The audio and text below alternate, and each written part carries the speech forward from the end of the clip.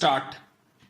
Apart from the three accused whose presence at the place of occurrence was not accepted, the trial court also doubted the presence of two out of the three eyewitnesses. The trial court further held that even PW2, the only remaining eyewitness, had mixed up truth with falsehood, but his testimony was not liable to be discarded wholly since he had himself received injury in the same occurrence. In regard to the injury, the trial court came to a truly amazing conclusion. The injury on the hand of Ramesh was certainly in existence, and it was also proved by the medical evidence.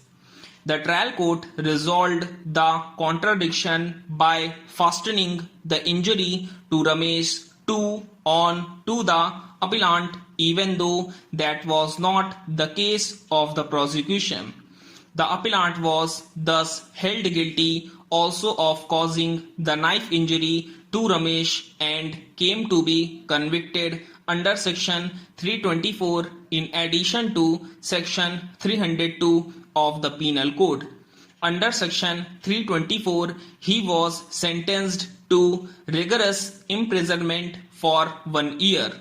He was also convicted under section 25 of the Arms Act by a separate judgment of the trial court dated February 2, 1998 in Sessions case number 26 of 1993 and sentenced to the period of imprisonment already undergone as under trial. Against the two judgments of the trial court, 3 appeals were filed in the High Court. The High Court, by the judgment and order coming under appeal, dismissed all the 3 appeals and the revision and thus upheld the judgments of the trial court in all aspects. The senior advocate appearing for the appellant assailed the High Court and the trial court judgments and contended that the appellant's conviction for the offence of murder was not sustainable both in law and on facts. He submitted that there were at least 4 circumstances that falsified and completely demolished the prosecution case. First, there was a patent contradiction between the prosecution case and the motive assigned by it to the accused for committing the crime. Secondly, it was undeniable that injuries were fabricated both on the person or the deceased and Ramesh, the only eyewitness whose evidence was accepted by the High Court. According to the prosecution case, there was a fierce enmity between the persons of accused party and complainant party. On the fateful day, accused persons armed with dangerous weapons and bombs attacked the deceased and the prosecution witnesses.